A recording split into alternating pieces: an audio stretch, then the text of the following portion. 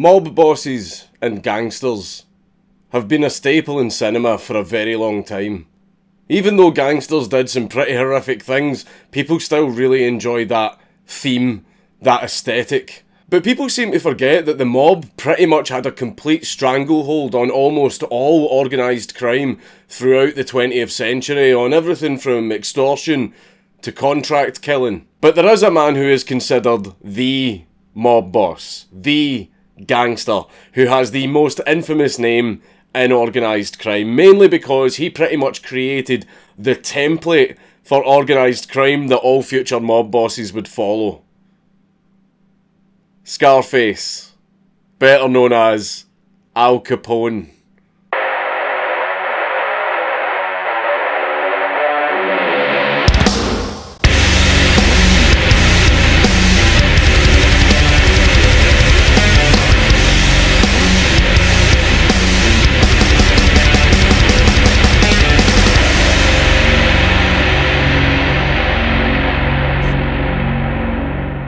But before we get into the Mad Lad, a big thank you again to Raid Shadow Legends for sponsoring this video. Raid has pretty much become a Goliath at this point, with over 10 million players worldwide and an almost perfect score on the Play Store. It has great graphics, excellent gameplay, and has over 400 champions for you to collect with over 1 million different builds. You can play the fully voiced story mode or go on raids with your friends, or you can really annoy people by slapping them around in the PvP arena. The highly detailed champions can now be customised, and you can even choose artifacts to help you design your unique build. The new Faction Wars update has also gone live, which is a lot of fun. New players will also get daily login rewards for the first 90 days with the new player reward program. So if you click my link down in the description, you will get 100,000 free silver and a free epic champion, Lightswarm, who is hella boss because just look at him.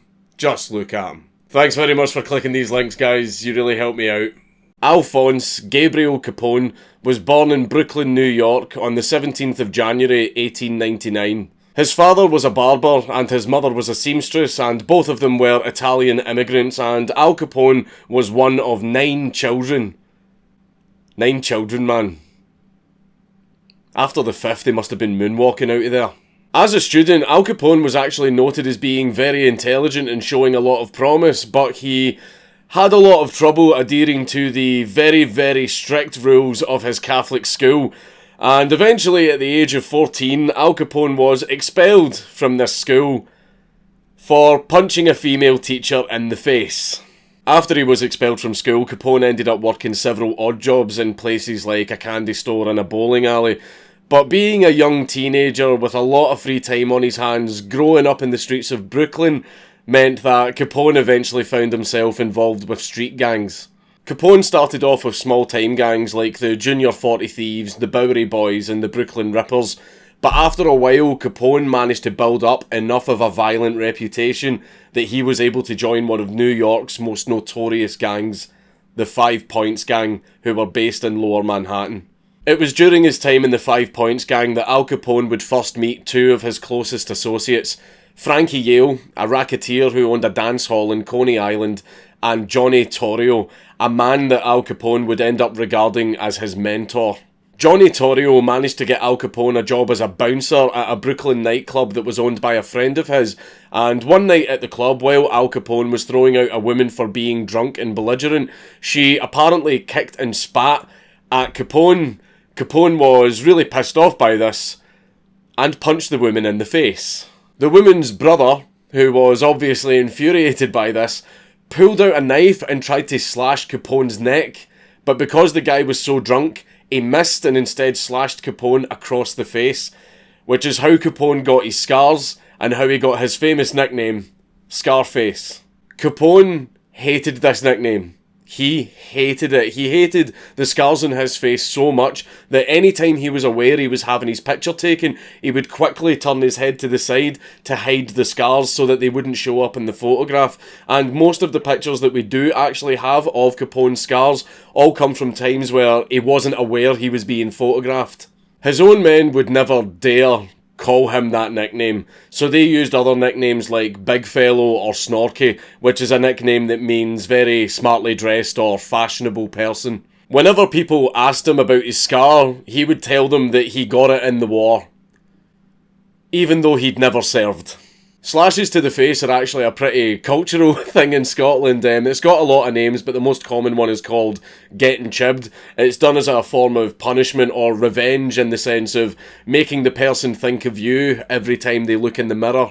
In Scotland, it's also done as a way to sort of earn reputation. For example, in this famous picture where a member of the Carlton Tongs Razor Gang tried to slash a police inspector in broad daylight in the middle of Sauchiehall Street in Glasgow.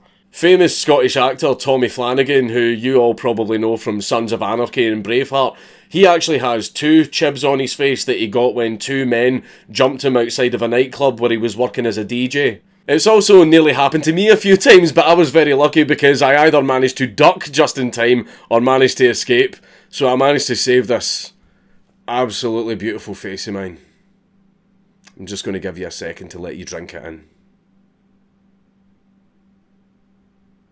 You're welcome. Now let's get back to Capone. At 19 years old, Al Capone married an Irish woman called May Josephine Coughlin, and they had a son called Albert Francis Capone, and despite Capone's criminal lifestyle, they actually had a very good marriage. When Capone was 20, he was asked by Johnny Torrio to accompany him to Chicago, because Torrio had actually been summoned by crime boss James Big Jim Colosimo to work for him as an enforcer. Capone decided to accompany Torrio to Chicago, and that's where Al Capone would rise to infamy.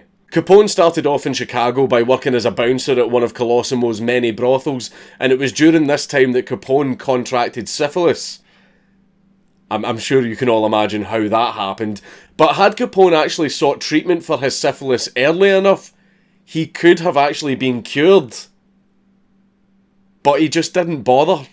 Capone bought a house in Chicago for him and his family to live in, and slowly but surely he was getting more and more involved with various areas of the underworld, but to the public and to the media, he was seen mainly as a boxing promoter for, you know, those very special fights. The ones where it seems that the outcome was almost predetermined in such a way to make the right people an awful lot of money.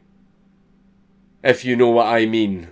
It was during this time that Al Capone first started appearing in the media, but he wasn't being presented as Al Capone the gangster, he was being presented as Al Capone the boxing promoter.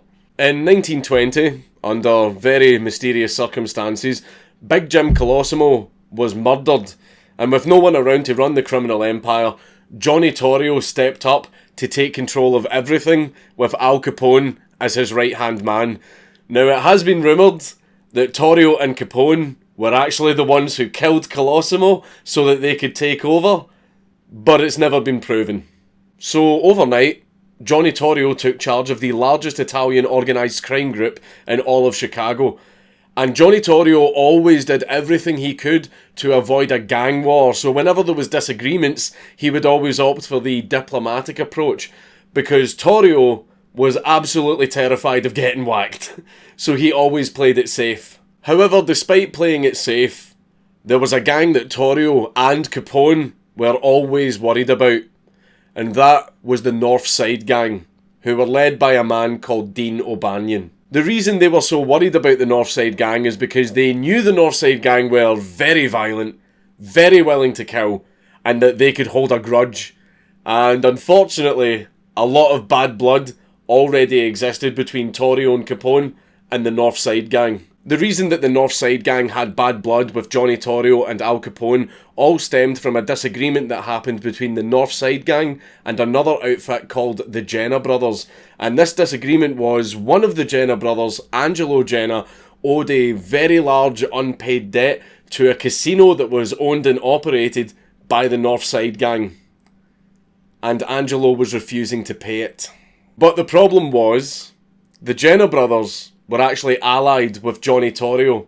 So when Johnny Torrio stepped in to mediate the situation and take the diplomatic approach to avoid any violence like he often did, he ruled in favour of the Jenner brothers, and Al Capone himself even told O'Banion to forget about and cancel Angelo's debt. O'Banion was obviously furious about this and went home, called Angelo on the phone and told him he was going to kill him. Everyone knew from this point that a gang war was on the horizon, So the Jenner brothers decided to place a hit on O'Banion to deal with the problem before it got out of hand. So after a bit of pushing, the hit was sanctioned. And in November of 1924, a meeting was arranged with O'Banion that was to take place in O'Banion's flower shop, which also doubled as the Northside Gang's headquarters. Frankie Yale and 2 other associates walked into O'Banion's flower shop and approached O'Banion. Frankie Yale put his hand out to shake O'Banion's hand, and O'Banion shook his hand back. As soon as the 2 men were shaking hands, Frankie Yale grabbed onto O'Banion's hand and wouldn't let go. And this is an old mob technique. It's to make sure that the person can't pull away and escape, but it's also to keep a grip of their right hand so they can't reach for their gun. And by the time O'Banion realised what was happening, it was too late. And Frankie's 2 associates riddled him with bullets. With O'Banion dead, the Northside Gang was taken over by a man called Jaime Weiss, and the Northside Gang knew it was the Jenner brothers. They just knew it was the Jenner brothers who did the hit. So if the Jenner brothers were allowed to do the hit, that would mean that the hit had to be sanctioned. And the only way that the hit could have been sanctioned is if Johnny Torrio gave it the go-ahead. So from that point on, the Northside Gang vowed to get revenge on Johnny Torrio and Al Capone. So even though this hit was done to avoid a gang war, it started one anyway. In fact, it probably made the situation 100 times worse. The first attempted hit was in 1925 against Al Capone, but miraculously Capone managed to escape without suffering any injuries. But then just 12 days after this happened, Johnny Torrio and his wife were coming home from shopping and they were ambushed by Jaime Weiss, Vincent Drucci and Bugs Moran, the 3 top figures of the Northside Gang. They absolutely showered the car in bullets, and Johnny Torrio was hit several times all over his body, and he even took a bullet to the jaw. Jaime Weiss then ran up to Johnny Torrio and tried to finish him off with a bullet to the head, but the gun jammed, so the 3 men instead just beat him all over his body with their fists and a billy club before running off. But somehow, Johnny Torrio actually managed to survive this attack, but because he and his wife had come so close to death, and because he could see that the industry he was involved in was becoming more and more violent, fearing for his life, he decided to retire to Italy. But as he did so, he handed the entire criminal empire over to his right-hand man, Al Capone. Al Capone was now in charge. Al Capone was now the crime boss of Chicago. The criminal empire that Capone inherited was very large and very lucrative, with all of the profits coming from things like racketeering, extortion, selling stolen goods, illegal gambling and brothels which were spread throughout the city. But the biggest earner by far was made possible by a little something that was passed in 1920 called the 18th Amendment, which banned the sale and production of intoxicating liquors throughout the United States. Prohibition, the booze ban. And this new law was enforced by Prohibition agents whose job was to investigate and prosecute people or establishments who were manufacturing or selling alcohol, because that was now a crime. But Capone's industry doesn't exactly obey the law. And everybody wanted a drink. They just had no way of getting one. And Capone understood all too well one of the golden rules of capitalism. Where there is demand, there is profit. Where there is a lot of demand, there is a lot of profit. Capone owned and operated a lot of underground bars called speakeasies, which illegally sold alcohol, and the only way that you could get into the speakeasies would be if the bouncer knew your face, you were vouched for by another member, or you knew the secret password. And the reason for that is obviously to prevent Prohibition agent spies from getting in. Once inside, it just looked like any other bar. They even had live acts like music and dancers, and you could get speakeasies that ranged from absolute dive bars all the way up to very high-end classy ones that were attended by a lot of people from high society, like politicians, businessmen, celebrities, and even police officers.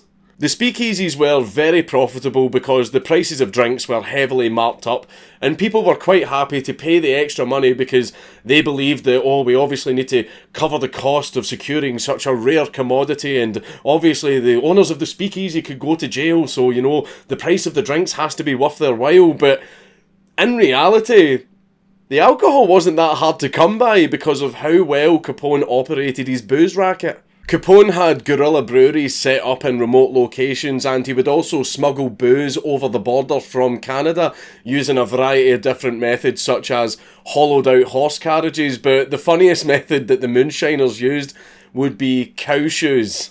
Cow shoes were special attachments that moonshiners would attach to the bottom of their feet whenever they were transporting cargo, so that whenever they were transporting it through fields, instead of leaving human footprints, they would only leave a cow print. So it meant that whenever the Prohibition agents came sniffing, they would only see cow prints in the field and it wouldn't arouse any suspicion. Some speakeasies, though, were not owned by Al Capone. But Al Capone allowed them to continue operating because they bought their booze supply from him. But there were other speakeasies that tried to go completely solo, and they actually refused to buy alcohol from Capone. So Capone had these places bombed, and around 100 people died in these bombings. With his control of the brothels, the racketeering, the extortion, the illegal gambling, and the extremely profitable booze trade, Al Capone was absolutely raking in money. He was buying expensive cars, suits, jewellery, absolutely everything. The man was making money faster than he could spend it, despite his best efforts. There was one occasion where Al Capone's birthday was coming up, and Al Capone was a really big fan of jazz musician Fats Waller. And Capone really wanted Fats Waller to perform at his birthday party. So one night, when Fats Waller was leaving a venue after doing a performance, he was approached by Capone's men, who pointed a gun at him and told him to get in the car. Waller, absolutely terrified, got into the car and was driven to the Hawthorne, which is the place that Capone's birthday was being held at. Waller was then led to the piano with a gun in his back and told to play. Waller eventually calmed down when he realised that Capone wasn't going to have him killed. He was actually a huge fan. Waller ended up staying with Capone for 3 days, drinking, partying and playing music, before Fats Waller was eventually found wandering the streets, extremely drunk and extremely disoriented, with thousands of dollars of tips stuffed into his pockets. Al Capone literally kidnapped Fats Waller so that he could play at his birthday party. Whenever Capone was asked about the source of his income, he would give answers like, "All I do is satisfy a public demand," or "I'm just a businessman giving the people what they want." You know, those stereotype mob boss answers. Of course, back then they weren't actually stereotypes. In fact, he might have been the first ever mob boss to actually say those things. Capone also did something that most mob bosses just don't do. He spoke to the press and the media. Now, most mob bosses would never ever dream of doing that, but Al Capone understood the importance of being viewed positively in the eyes of the public, because when you're viewed positively in the eyes of the public, you have the public's favour, which can be a very strong and very powerful thing, and Al Capone knew this. So he did everything he could to sort of curate and paint his image in as positive a light as he possibly could to make sure that he had the public's favour. I mean, he even ended up on the cover of Time magazine. But while his life was glamorous, it wasn't cushy. It still carried great risks from the police, from the Prohibition agents, and most importantly of all, the North Side Gang, who were still absolutely hell-bent on killing Capone. Capone's driver was kidnapped, tortured and murdered, most likely for information on Capone's movements to make it easier for the North Side Gang to kill him. But Jaime Weiss, the current serving leader of the North Side Gang, also survived an attempt on his life, which most likely was done by Capone hitmen. In 1926, the North Side Gang executed a sort of clever plan to try and kill Al Capone. What they did was they got a bunch of their underlings who Capone's men didn't know, so they wouldn't recognise their faces, and got them all to gather outside of the Hawthorne Inn, which was Al Capone's headquarters. All of the underlings then started fighting with each other. And this was done on purpose to attract everyone's attention because everyone wants to see a street fight. And that's true. Everybody wants to watch a street fight. Even Al Capone. And the North Side Gang knew this. Because Al Capone came to the window to watch the street fight. And that was the point. The point of it was to lure him to the window. Because as soon as he came to the window to watch the fight, all of the men stopped fighting, pulled out Thompson's submachine guns, and opened fire on the window where he was standing. However, as soon as Al Capone seen them draw their guns, he immediately jumped back and took cover, and despite the hail of bullets, he managed to escape with no injuries. Shortly after this, Capone tried to call for a truce, but the negotiations fell through. And shortly after the negotiations fell through, Jaime Weiss was shot dead outside the very same flower shop that O'Banion was killed in. Shortly after that, the owner of the Hawthorne Inn, who was a friend of Al Capone's, was kidnapped and murdered by Bugs Moran and Vincent Drucci, who had taken over as leaders of the North Side Gang. Capone became very worried about his safety, so everywhere he travelled, he made sure he travelled with an entire team of heavily armed bodyguards. Whenever he and his men had to travel by train, he would buy up every single ticket on the train to make sure that it was only him and his men who were on board, and he even had commissioned a custom bulletproof Cadillac equipped with £3,000 of steel armour and bulletproof windows. After the car was seized from Capone, it was actually then used by US President Franklin D. Roosevelt, and the car is actually still around. It was sold at auction in 2013 to a collector for $341,000. The gang killings were almost constant, which meant that they were almost constantly in the papers, and the general public had a pretty good idea who was behind them. So Al Capone, in an attempt to clean up his public image, decided to be a lot more charitable with his wealth and power. During the Great Depression, Al Capone actually set up a soup kitchen to give free meals to the poor, and during the Depression, this place ended up becoming the only place that some people could get a meal, and the kitchen ended up serving meals to around 120,000 people. Capone also used his power for a kind of a weird thing. He actually tried to get into the milk business, and it's said that his reasons for doing so was because a family member of his became very sick from drinking expired milk. So Al Capone lobbied the Chicago City Council to pass a law to make it mandatory for milk manufacturers to stamp expiry dates on milk. So the reason that we have expiration dates on milk was kind of started by Al Capone. But there was another reason that Capone was able to get this law passed. You see, Capone didn't just control Chicago's underworld. Capone also had enormous leverage over the establishment of the city of Chicago itself, because Capone understood the great benefits that could come from making powerful people do what he wanted. So he made sure to get as many of these people in his pocket as he could. Most of all, the police.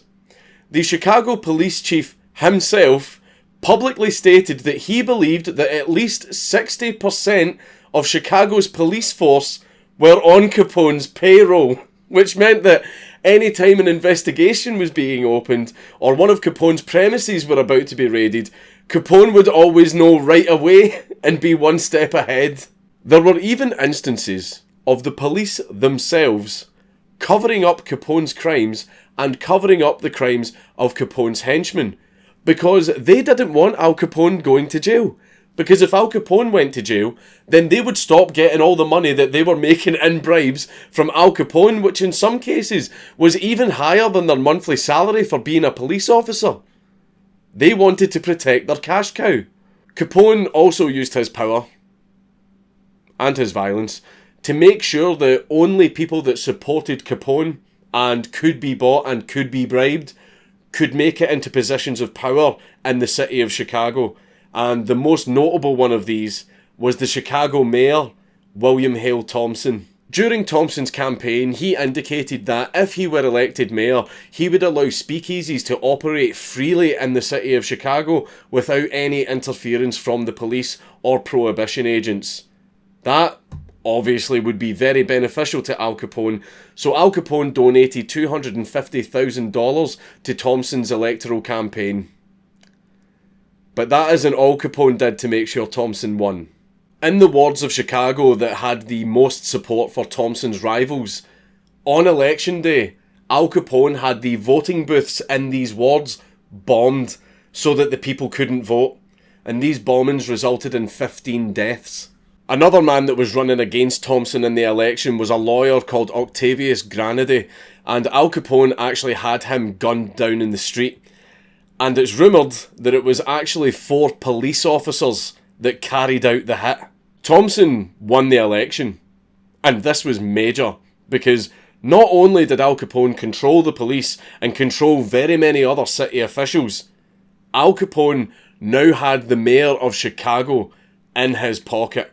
And not only that, Al Capone had grown so powerful that he now had the police themselves carrying out hits for him, and they could operate with absolute impunity, and Al Capone took full advantage of this when it came to dealing with one of the leaders of the North Side gang, Vincent Drucci. One night, Drucci and 2 of his associates were stopped and searched by the police. The police discovered that the 3 men were carrying illegal firearms, so they were arrested, handcuffed, and put in the back of the police car. Now, here is the version of events given by the police officers about what happened next. They said that while Drucci was in the back of the car, he was being aggressive and uncooperative. When they were trying to restrain him and calm him down, Drucci apparently reached for and tried to grab one of the officers' firearms from its holster. One of the officers, a man named Dan Healy, seen this, drew his own firearm and shot and killed Drucci while he sat in the back seat. Drucci's 2 associates gave a very different version of events. They said that the car was already in motion, being driven towards the police station, when at some point during the journey, Dan Healy punched Drucci in the face. Drucci reacted very angrily to this and started calling Dan every name under the sun, at which point Dan asked his fellow police officer to pull the car over. Once the car was pulled over, Dan got out of the car, walked to the back of the car and opened the door, and Drucci was sitting in the back, handcuffed. Dan then pulled his gun and shoots Drucci dead in the back seat. The police's version of events was obviously the one that was accepted for the official record. So with Drucci dead, that left Bugs Moran as the sole remaining living leader of the Northside gang. Bugs Moran was the only leader left. And in 1929, Al Capone saw his chance to finish off Bugs Moran and also wipe out the Northside gang once and for all. Capone's men rented an apartment across the road from a trucking warehouse that was owned by the Northside gang, and this is a place that they were now using as their headquarters. Capone's men's job was to carry out surveillance on the warehouse and report any relevant intelligence back to Al Capone, but their main task was to keep an eye out for Bugs Moran. And then one day, they seen Bugs Moran going into the warehouse. They reported this back to Al Capone, and Al Capone gave them the go-ahead. It was showtime. 4 of Capone's hitmen, disguised as police officers and driving a car modified to look like a police car, entered the warehouse and told the Northside gang members that this was a raid and they were all to line up with their hands on the wall. The Northside gang members, believing these guys were real police officers, complied and lined up with their hands on the wall. Once the Northside gang members had lined up against the wall, the fake police officers gave the signal, at which point several of Capone's hitmen ran into the warehouse with Thompson submachine guns and shotguns, and they immediately and savagely gunned down all 7 of the Northside gang members. People in the street obviously heard the gunfire, but Capone's hitmen actually had a plan in place to make sure that nobody called the cops. As soon as they had carried out the hit, the fake police officers led their civilian-dressed co-hitmen out of the warehouse with their hands up and put them into the police car. And they did this in front of everyone in the street so that they would all see it and believe that the police were already here and the situation was under control, so there was no need for them to call the cops. They simply all just got into the car and drove away. There was just one teensy little problem with this hit though. Out of the 7 Northside gang members who were murdered, none of them were Bugs Moran. There was a man among the dead named Albert Weinshank, who, very, very unfortunately for him, looked an awful lot like Bugs Moran. And he was the guy that Capone's men had seen go into the warehouse. Bugs Moran and several other accomplices had actually arrived late, and as they were approaching the warehouse, they seen the fake police car parked outside, so they decided to hide and watch from a distance. And then as soon as they heard the gunshots coming from inside, they all decided to run away. So see if Capone's hitmen had just waited 10 minutes, they would have actually got Moran. Instead, all they got was just a guy that kinda looks like him. Another thing that went slightly wrong was with one of the victims, a man named Frank Gusenberg. He was actually still alive, and when the real police arrived onto the scene and found that he was still breathing, they had him rushed to hospital. Frank did eventually die of his wounds, but before he died, the police tried to interrogate him to find out who carried out the hit. However, the Mafia Code of Silence is a very real thing, so when the police asked him, "Who shot you?" despite being shot 14 times, Frank replied, "No one shot me." Frank was actually the inspiration for the Simpsons character, Johnny Tightlips. Johnny Tightlips, where'd they hit you? I ain't saying nothing. But what do I tell the doctor? Tell him to suck a lemon. This event became known as the St. Valentine's Day Massacre, and the pictures of the aftermath were shared very widely in the press. I'm not going to show them in this video because I don't want to get a strike, right? Just Google them. Now, even though the police couldn't prove it was Capone, everybody knew it was Capone. Even the public. And the horror of this event had actually really badly damaged Capone's public reputation, so much that Capone lost a massive amount of public support. It was at this point that honest cops and other honest people saw their chance to finally start making some serious moves against Capone. A team of cops and Prohibition agents were assembled under the leadership of a man called Elliot Ness, and these guys were specifically picked purely because they did not take bribes and they were 100% honest, and they refused to be put in Capone's pocket. And because they refused to take bribes and they refused to be bought out, they were referred to as the Untouchables. You've probably seen the movie The Untouchables, where Elliot Ness is portrayed as the great big hero that brought down Al Capone. Now, while Elliot Ness and his team of Untouchables certainly were a thorn in Capone's side by raiding his speakeasies and raiding his illegal breweries, in reality, Elliot Ness played pretty much no role at all in Capone's downfall. That was all just fluffed up for cinema. Fun fact, Al Capone's own brother was a Prohibition agent in Nebraska, but he changed his name to Richard Hart. A lot of people think he did this to sort of distance himself from Al Capone. Another thing that was featured in the movie, and is a very common rumour with Al Capone, is the infamous scene where he beats 3 of his men to death with a baseball bat because they were plotting against him. Never happened. Again, that was just another thing that Hollywood made up. Since so many people were now making moves against Capone, he was getting indicted on all kinds of charges, mostly Prohibition violations and contempt of court charges. But the courts were finding it almost impossible to make any of these charges stick, purely because so many people in the system were on Capone's payroll, and they were making it as hard as they possibly could for any of these charges to stick against Capone. They wanted to keep collecting their bribes, they wanted to protect their cash cow, so they were doing everything they could to sabotage all of the state's attempts to go after Capone. Also, Capone was buying off and threatening the juries. Capone had ruled over Chicago with an iron fist for very many years. He conducted bombings, gangland hits, sometimes in broad daylight. He controlled countless illegal bookies, speakeasies, brothels. He had his finger in pretty much every single criminal pie throughout the entire city, and he just kept getting away with it because he had pretty much the entire city in his pocket. The man was pretty much an untouchable himself. But the thing that finally brought down Al Capone is a thing that everyone hates. Something so vile, so disgusting, so diabolical, that it can make even the strongest of men weep. Taxes. The IRS Special Investigations Unit noticed that Al Capone had a very lavish and luxurious lifestyle because he was kind enough to plaster it all over the media for them to see.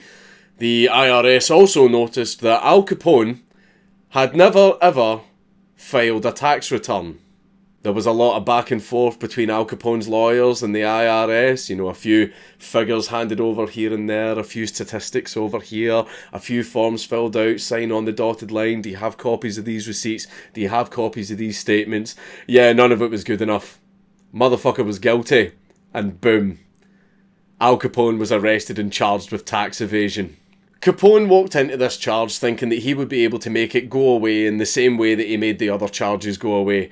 A few bribes over here, a few threats over there, pulling a few strings over here, just to make all of this nasty thing, just go away. And if worst comes to worst, he could cut a deal with the prosecutors where, if he pled guilty, he would get sentenced to only a year in prison, out in 4 months. Unfortunately, Judge James Herbert Wilkerson, who was presiding over the case, was prepared for this. This judge bent pretty much every single rule that he could to absolutely ensure that Al Capone could not weasel his way out of this one, and that this judge absolutely could convict him. And the first thing that the judge did was, right before the trial started, he switched the jury.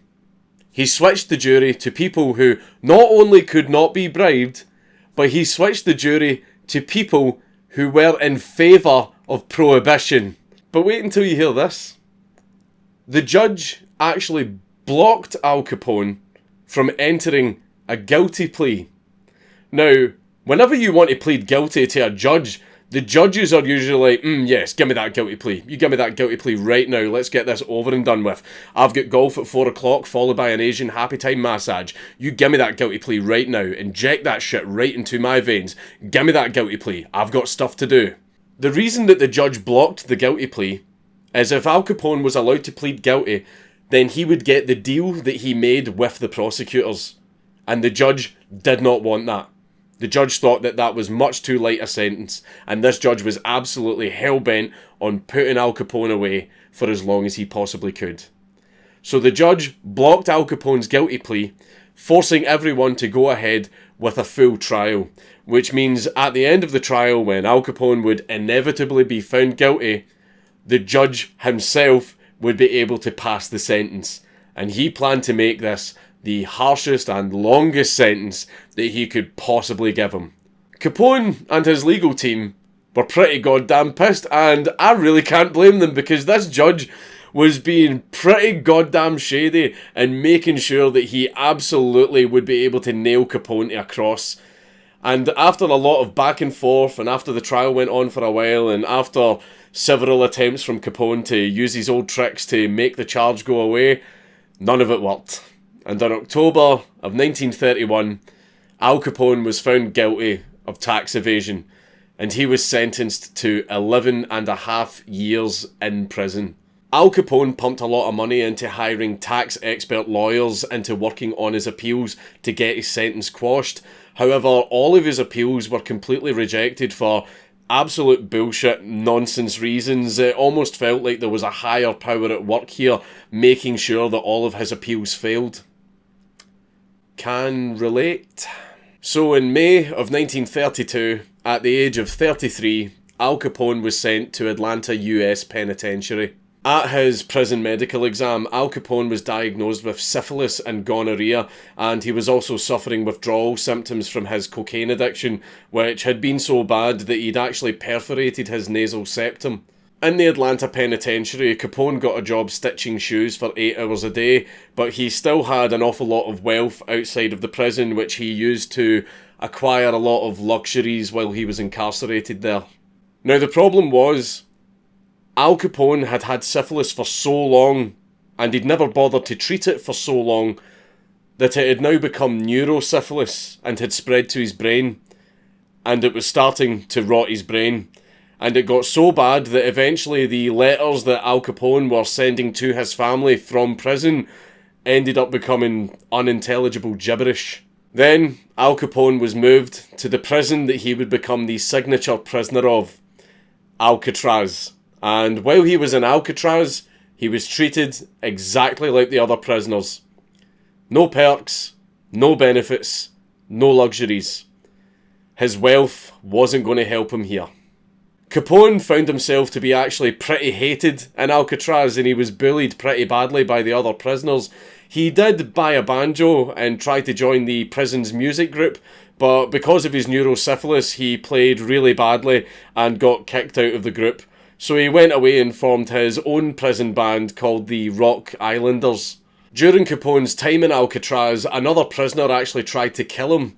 A man named James Lucas managed to steal a pair of scissors from the prison barber shop and snuck up on Capone while he was in the showers and stabbed him several times. Al Capone survived the attack, but he required an awful lot of stitches. When James was asked why he tried to kill Al Capone, James said that it was revenge, because Al Capone had actually ordered a hit on James in the past. As the years went on, Capone's neurosyphilis was getting even worse, and he actually ended up spending the last year of his sentence in the prison hospital before he was finally paroled in 1939. And I think the reason they paroled him is because his mental state had deteriorated so much that they must have felt that it was impossible for him to be a further danger to the public. After he was released from prison, Al Capone was referred to Johns Hopkins Hospital to get treatment for his neurosyphilis, but they refused to admit him because he was Al Capone.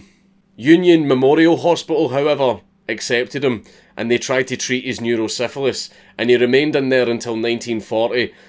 But eventually they decided that it had gone untreated for so long and had advanced too much that there was nothing further that they could do for him. So after he was released from hospital, Al Capone retired to Palm Beach, Florida, to go and live with his family in the mansion that he bought for them before he was locked up.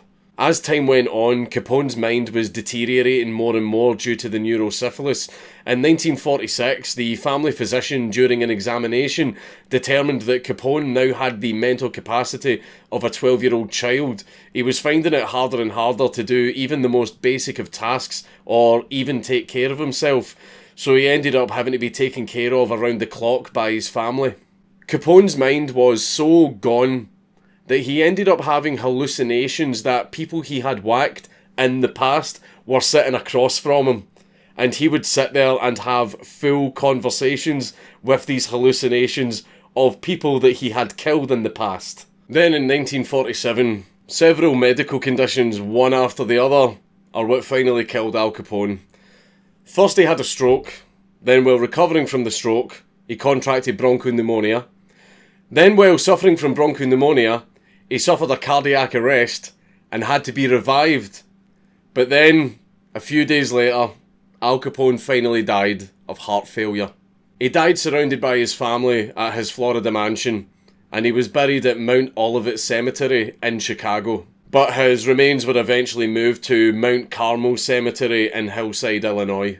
Al Capone's legacy that he left behind influenced an awful lot of things. Primarily in organised crime. They learned from his talents, but they also learned from his mistakes. For example, Al Capone constantly paraded himself through the media, but after Al Capone went to prison, the control of the criminal empire transferred to someone else who didn't want to make that mistake. The person who took over from Al Capone flew completely under the radar, so much so that to this day, no one really knows who it was. There are a few names in a list of who it possibly could be, but sadly there's no facts. So to this day, no one's really 100% sure who actually took over after Al Capone. And that became the sort of standard practice for crime bosses. Whenever someone new would take over the criminal empire, they would say to themselves, okay, what mistakes did my predecessor make? I'm not going to make those mistakes. And then when that guy went to jail, the next person would ask that question, and then the next person, and then the next person. And it just became this sort of iterative process of crime bosses locking them down and perfecting the technique more and more and more, until eventually you got crime bosses that were almost impossible to catch and almost impossible to convict because they would not make any of the mistakes that their predecessors had done. Prohibition was repealed in 1933, but the brothels, the illegal gambling, the racketeering, extortion, all of that still continued even though Al Capone wasn't around anymore. It's just that the criminal underworld was nowhere near as violent as it was under Capone. There absolutely was still hits. But there was just nowhere near as many hits as there had been under Capone's rule. It's been said that over 100 people have been murdered under the orders of Al Capone. Now, 33 of these killings have been proven to, for a fact, be because of Al Capone. But all of the other killings, well, we know it was Al Capone.